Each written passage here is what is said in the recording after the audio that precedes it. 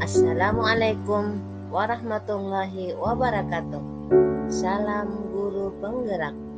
Perkenalkan, saya Mutmainnah SPD, calon guru penggerak Angkatan 8 Kabupaten Hulu Sungai Utara, Kalimantan Selatan. Saya bertugas di SDN Sungai Kuini 2, Kecamatan Sungai Pandan. Untuk memenuhi tugas demonstrasi kontekstual pemikiran Ki Hajar Dewantara tentang pendidikan yang berpihak pada murid modul 1.1 dengan Ibu Fasilitator Ibu Jumiah dan pengajar praktik Ibu Dewi Mardianti SPD MPD. Pendidikan yang berpihak pada murid. Apa sih pemikiran filosofi Ki Hajar Dewantara? Ki Hajar Dewantara lahir pada tanggal 2 Mei tahun 1989. Beliau adalah seorang aktivis dan juga pelopor pendidikan, serta pendiri dari perguruan taman siswa pada zaman kolonial Belanda. Berkat jasa beliaulah, rakyat Indonesia bisa mengenyam pendidikan tanpa adanya bilik kasih. Ki Hajar Dewantara diberi gelar sebagai Bapak Pendidikan dan tanggal kelahiran diperingati sebagai Hari Pendidikan Nasional. Bagaimana pemikiran Ki Hajar Dewantara tentang pendidikan yang berpihak pada murid? Mari kita refleksikan menerapkan di sekolah maupun di kelas yang sesuai dengan konteks diri dan juga kondisi sosial budaya di daerah. Pendidikan yang berpihak pada murid adalah menitik beratkan murid sebagai prioritas utama yang harus dilayani.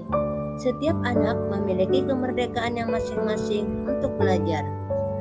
Belajar sesuai dengan keinginan dan kemampuan anak itu sendiri.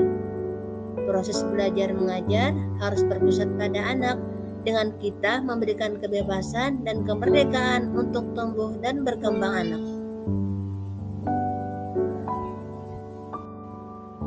Bagaimana karakteristik pembelajaran yang berpihak pada murid?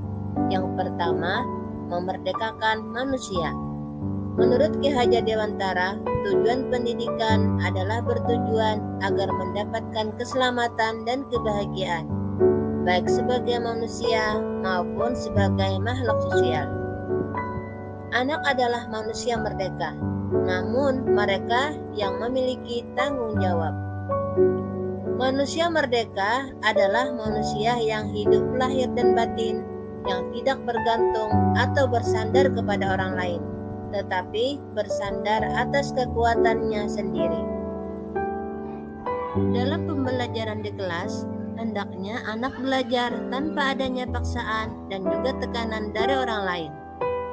Dalam pembelajaran, anak juga bebas mengeluarkan pendapatnya dan tidak takut untuk disalahkan. Yang kedua adalah pendidikan yang mengembangkan bakat dan minat anak. Pendidikan yang berpihak pada anak adalah pendidikan yang memperhatikan bakat dan minat anak serta kemampuan anak masing-masing. Dalam pembelajaran, seorang guru hendaknya melakukan asesmen diagnostik untuk lebih mengenal karakteristik anak dalam mengembangkan bakat dan kemampuan yang dimiliki anak. Yang ketiga adalah kodrat anak. Pendidikan anak sejatinya menuntut anak untuk mencapai kodratnya sesuai dengan kodrat alam dan kodrat zaman. Kodrat alam adalah kekuatan potensi atau keadaan diri yang secara alamiah melekat pada diri masing-masing peserta didik. Sedangkan kodrat zaman adalah kekuatan potensi atau keadaan diri yang berubah sesuai dengan kondisi sosial, budaya masyarakat, atau perkembangan zaman. Didiklah anak sesuai dengan zamannya. Yang keempat adalah semboyan Ki Hajar Dewantara. Pendidikan yang berpihak pada murid tertuang dalam pemikiran Ki Hajar Dewantara. Yang pertama adalah ingar susung telodo, di depan memberi contoh. Yang kedua, ing madya mangun karso, di tengah memberi semangat dan motivasi. Yang ketiga, Totwuri Handayani, di belakang memberikan dorongan dan juga arahan. Guru dan orang tua haruslah memberikan contoh dan teladan yang baik untuk mengembangkan nilai-nilai luhur kemanusiaannya agar anak memiliki budi pekerti yang baik. Budi pekerti adalah keselarasan hidup antara rasa, cipta, dan karsa. Budi pekerti melatih anak untuk memiliki kesadaran diri dan kesadaran sosial serta bertanggung jawab dalam membuat keputusan. Guru memberikan semangat motivasi yang diperlukan anak untuk berpikir kritis. Guru memberikan dorongan dan bimbingan kepada anak. Pendidikan adalah tuntunan. Ki Hajar Dewantara mendefinisikan pendidikan sebagai tuntunan, yang artinya bahwa pendidikan bertujuan untuk memberikan arahan atau bimbingan kepada individu agar dapat mencapai kemajuan dan perkembangan yang lebih baik dalam kehidupannya. Pendidik harus memberikan tuntunan dan arahan yang baik agar dapat memperbaiki lakunya, bukan dasarnya. Sebagai seorang pendidik, jadilah pendidik yang mampu menuntun anak ke arahnya lebih baik.